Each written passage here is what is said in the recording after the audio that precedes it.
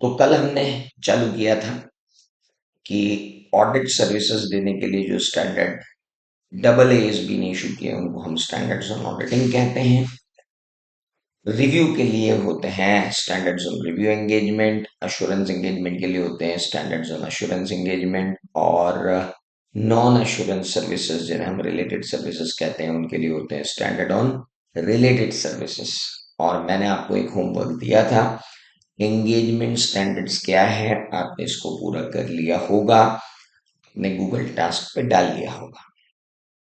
इसके बाद हम आए थे कि एक इम्पॉर्टेंट पॉइंट था कि एसक्यूसी जो होता है standard on quality control, it is not part of engagement standard, तो एमसीक्यू में ध्यान रखना है। इसके बाद हम आए थे, एक और छोटी सी बात हमने डिस्कस की थी कि ट्रू एंड फेयर क्या होता है। तो हमने कहा था financial statement should be truthfully, financial information should be truthfully recorded and Fairlie presented. इसके बाद मैंने आपको बताया था कि ऑडिट और रिव्यू में बेसिक डिफरेंस क्या है। बाकी सारे डिफरेंस तो मॉड्यूल में दिए हैं, लेकिन एक डिफरेंस नहीं दिया जिसे हम कहते हैं टाइप ऑफ अश्योरेंस।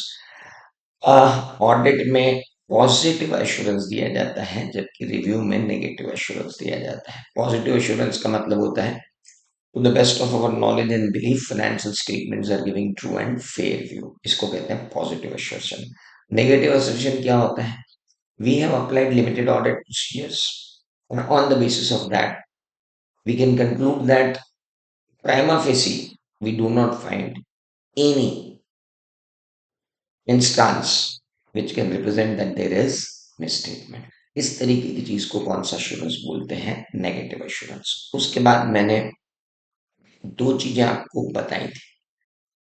भाई ऑडिट और रिव्यू की सिमिलरिटी क्या है, ये बहुत इंपॉर्टेंट है। पहली बात तो दोनों ही एश्योरेंस सर्विस है related to historical financial information, और इन दोनों में सफिशिएंट एंड एप्रोप्रिएट ऑडिट तो लेना है। कितना सफिशिएंट कितना एप्रोप्रिएट वो अपनी अपनी जगह पे है, लेकिन सफिशिएंट एंड एप्रोप्रिएट ऑडिट तो दोनों में लेना है। इसके बाद मैंने आपको ढेर सारे स्टैंडर्ड्स बताए थे, और आपको एक डेट भी डलवा दी है कि ये सारे स्टैंडर्ड के नाम और नंबर आपको याद होंगे। पिछली बैच के लास्ट डे भी मैंने उनको सबको ये रियलाइज कराया था कि उनको याद है ना, और वो याद कर रहे हैं, बार बार रिवाइज भी कर रहे हैं। इसके बाद हम आए थे, ओपिनियन चार टाइप के होते हैं, unqualified, qualified, disclaimer and adverse.